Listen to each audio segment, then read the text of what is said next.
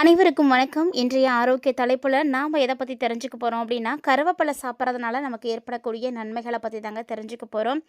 இந்த கருவேப்பிலை நம்முடைய உடல்ல இருக்கக்கூடிய எல்லா விதமான பிரச்சனைகளுக்கும் ஒரு தீர்வு கொடுக்குது. செரிமானம் மற்றும் மலச்சிக்கல் பிரச்சனைகளுக்கெல்லாம் ஒரு சிறந்த தீர்வா இந்த கருவேப்பிலை இருக்கு.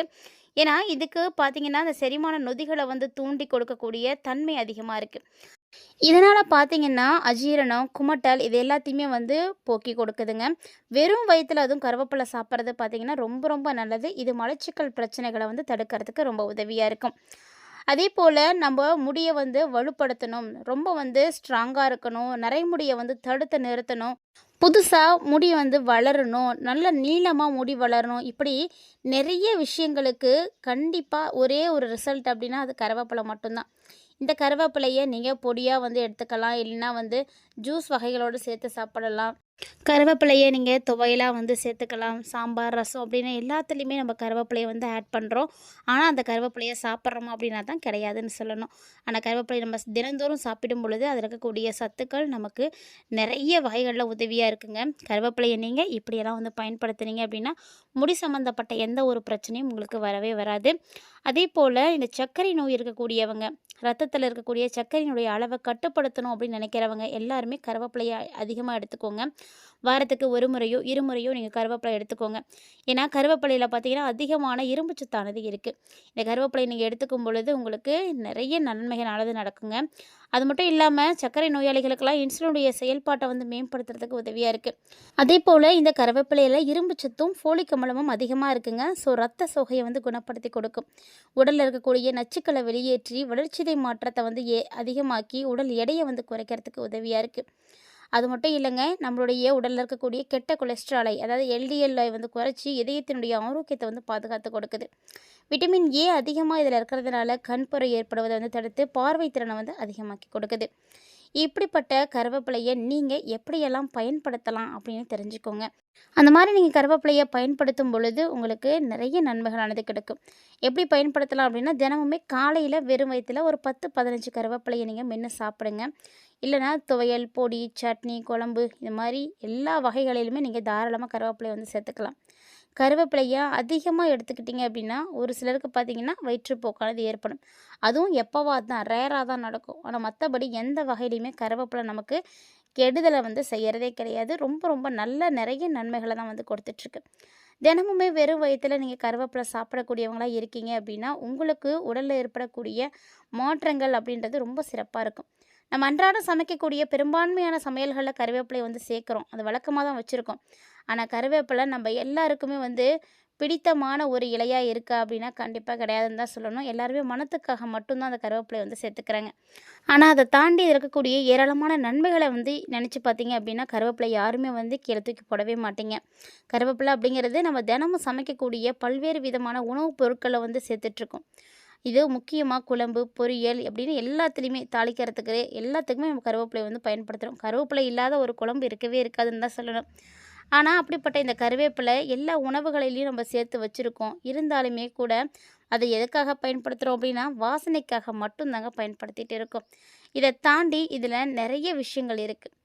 அதாவது இந்த கருவேப்பிலையில் பார்த்திங்கன்னா கார்போஹைட்ரேட்டு, நார்ச்சத்து, கால்சியம், பாஸ்பரஸ், இரும்புச்சத்து, விட்டமின் சி, ஏ, பி, விட்டமின் இ போன்ற சத்துக்களும் அதிகமாகவே இருக்குது. இந்த கருவேப்பிலையை நீங்கள் எடுத்துக்கும் பொழுது இருதயத்தை சீராக வச்சுக்கிறதுக்கு உதவியாக இருக்குங்க. மேலும் பார்த்தீங்கன்னா உங்கள் உடலில் இருக்கக்கூடிய தொற்றுகளுக்கு எல்லாத்துக்கும் எதிராக போராடுது. உங்கள் தலைமுடி, உங்களுடைய தோல் இது எல்லாத்தினுடைய தன்மையும் மாற்றி கொடுக்குது. இன்னும் பார்த்தீங்கன்னா ஏராளமான நன்மைகளை இது செய்யுது அப்படின்னு தாங்க சொல்லணும். ரத்த சோகை பிரச்சனை இருக்கக்கூடியவங்கெல்லாம் கண்டிப்பாக நீங்கள் இந்த கருவேப்பிலையை அதிகமாக எடுத்துக்கோங்க. வாரத்துக்கு 2 முறை உங்களுக்கு எந்த வகையில் பிடிக்குமோ அந்த மாதிரி எடுத்துக்கோங்க. ஏன்னா கருவேப்பிலையில் பார்த்தீங்கன்னா அதிக அளவில் இரும்பு சத்து இருக்குது, ஃபோலிக் ஆசிட் இருக்குது. இந்த ஃபோலிக் ஆசிட் அப்படிங்கிறது பார்த்திங்கன்னா முக்கியமாக ரொம்ப ரொம்ப தேவையான ஒரு சத்து. உடலில் இருக்கக்கூடிய இரும்பு சத்தை ஈர்ப்பதற்கு தான் இந்த ஃபோலிக் ஆசிட் செயல்படும். அதாவது இது 2யும் சேர்ப்பதற்கு உதவியாக இருக்கக்கூடியது இதுதாங்க. இந்த கருவேப்பிலையை அதிகமான இரும்பு சத்து இருக்குது. ஸோ இந்த நேரத்தில் ஃபோலிக் ஆசிடும் இருக்கிறதுனால 2ம் அதிகமாக இருக்கும் பொழுது இரத்த சோகையோடு குறைபாடோடு இருக்கக்கூடியவங்க எல்லாருக்குமே இந்த பிரச்சனைகள் அடியோடு சரி பண்ணிடும்.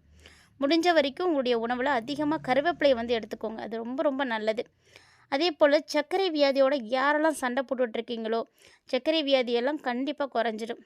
அதாவது ஓரிரு நாட்கள் கருவேப்பிலை நீங்கள் சாப்பிட்டு வந்தீங்க அப்படின்னாலே போதும், இந்த சர்க்கரை வியாதி குறைஞ்சிடும். சரியான விஷயம் அப்படின்னு பார்க்கும் பொழுது சர்க்கரையினுடைய அளவை ரத்தத்தில் சீராக வச்சுருக்கிறதுக்கு உதவியாக இருக்குது. போல் இந்த கருவேப்பிலையில் நார்ச்சத்து அதிகமாக இருக்குங்க. ஸோ இந்த நார்ச்சத்து பார்த்திங்கன்னா சர்க்கரையினுடைய அளவை ரொம்ப மிதமாக வந்து வச்சுருக்கிறதுக்கு உதவியாக இருக்கும். நார்ச்சத்து அதிகமாக கிடைக்கும்போது அது ரத்தத்தில் இருக்கக்கூடிய சர்க்கரையுடைய அளவை எப்போதுமே சீராக வச்சுருக்கும். கருவேப்பிலையில் நார்ச்சத்து அதிகமாக இருக்குது அப்படின்றதுனால இந்த வேலையை அது சிறப்பாக செஞ்சு முடிக்குது அப்படின்னு சொல்லணும். கருவேப்பிலை இயற்கையாகவே சர்க்கரை வியாதிக்கு ஒரு மருந்தாக செயல்படுது. அதே போல் செரிமான பிரச்சனைகள் அப்படின்னு சொல்லக்கூடியதை எல்லாத்தையும் சரி செய்யறதுக்கு இந்த கருவேப்பிலை ரொம்ப முக்கியமாக இருக்குங்க. கருவேப்பிலை அப்படிங்கிறத மணத்துக்காக மட்டும் பயன்படுத்தாதீங்க. இது செரிமானத்திற்காக அதிகமாக வந்து வச்சுருக்காங்க. அதனால தான் எல்லா உணவுகளிலையும் வந்து சேர்த்துருக்காங்க. மேலும் கருவேப்பிலை பார்த்திங்கன்னா எந்த விதமான பக்க விளைவுகளும் இல்லாத ஒரு பொருள் தான். அதனால் அதிகமாக நம்ம சேர்த்துக்கலாம். ரொம்ப நன்மையை தான் கொடுக்கும். முக்கியமாக இது நம்ம உடம்புல இருக்கக்கூடிய எல்லா விதமான கொழுப்பையும் வந்து கரைச்சிடும். ஸோ இதனால் நமக்கு உடல் எடையும் பார்த்திங்கன்னா அதிகரிக்காமல் ரொம்ப மெயின்டைன் பண்ண முடியும். அதே போல் கொழுப்பு சத்தை எல்லாம் உறிஞ்சிறது மட்டும் கிடையாதுங்க, செரிமானத்தையும் வந்து சரி பண்ணி கொடுக்குது. கண்டிப்பாக கொலஸ்ட்ராலை வந்து குறைச்சிடும். ஸோ கொலஸ்ட்ரால் அதிகமாக இருக்கக்கூடியவங்க எல்லாருமே வந்து கருவேப்பிலை அதிகமாக எடுத்துக்கோங்க. அதுவும் கெட்ட கொலஸ்ட்ரால் தான் நமக்கு தீங்கு விளைவிக்கும். கெட்ட கொலஸ்ட்ரால் குறைஞ்சிருச்சு அப்படின்னாலே இயற்கையாகவே நமக்கு நல்ல கொலஸ்ட்ரால் எல்லாம் அதிகமாகிடும். அதனால் நல்ல கொலஸ்ட்ரால் அப்படின்னு சொல்லக்கூடிய HDL நம்முடைய உடலில் வந்து அதிகரிக்கிறதுக்கு இது ரொம்ப ரொம்ப உதவியாக இருக்குங்க. இந்த நல்ல கொலஸ்ட்ரால் அப்படிங்கிறது நமக்கு முக்கியமாக தேவையானது. அதாவது குறிப்பாக இதயத்துக்கு ரொம்ப ரொம்ப நன்மை தரக்கூடியது.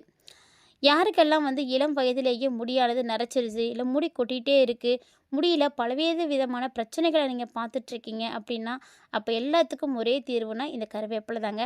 கருவேப்பிலையானது அதில் இருக்கக்கூடிய சத்தானது எல்லாத்தையும் சரி பண்ணி கொடுக்குது. கருவேப்பிலையை நீங்கள் உங்களுடைய உணவில் சேர்த்துக்கிட்டீங்க அப்படின்னா போதும், கண்டிப்பாக உங்களுக்கு எந்த விதமான பிரச்சனையும் ஏற்படாது. அதாவது உங்களுக்கு நிறைய நன்மைகளை வந்து கொடுக்கும். அதாவது தினசரி கொஞ்சமாக மட்டும் கருவேப்பிலையை பச்சையாக வந்து சாப்பிட்டுக்கோங்க, இதுவே போதும்.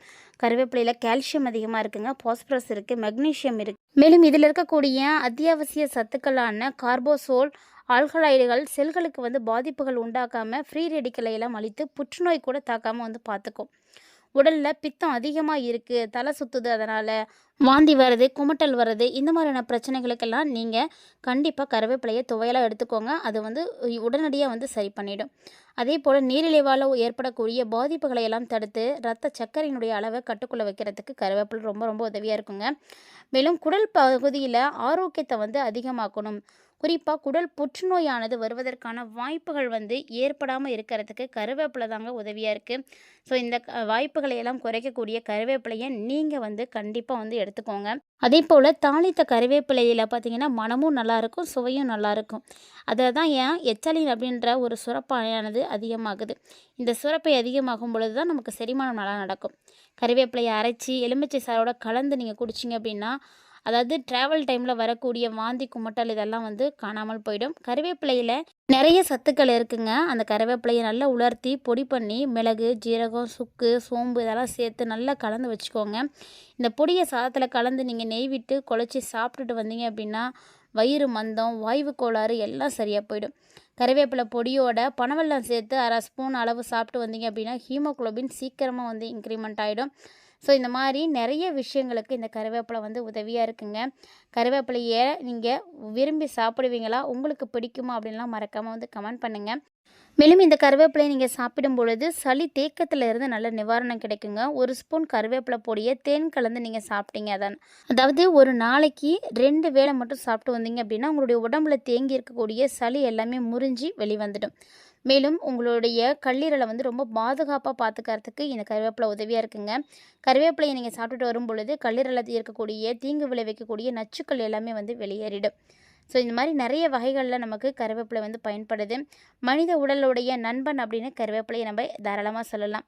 தூக்கி எறிந்து உதாசீனம் வந்து செய்திடாதீங்க. கண்டிப்பாக குழந்தைங்களுக்கு இதை பற்றின விஷயங்களை சொல்லிக் கொடுங்க. அப்போ தான் அவங்களுக்கும் அந்த பழக்கமானது ஏற்படும். இது நம்முடைய தலையாத கடமைகளில் ஒன்று அப்படின்றத ஒவ்வொருத்தரும் வந்து உணர்ந்து செயல்படுங்க. ஆரோக்கியமாக செயல்படுறதுக்கு ஆரோக்கியமான உணவுகளை சாப்பிடவும், நல்லதே சாப்பிடுவோம், நலமோடு வாழ்வோம். இந்த ஒரு முயற்சியில் யாரெல்லாம் வந்து இறங்குறீங்களோ கண்டிப்பாக நோய் நொடி இல்லாமல் சிறப்பாக வாழலாம்.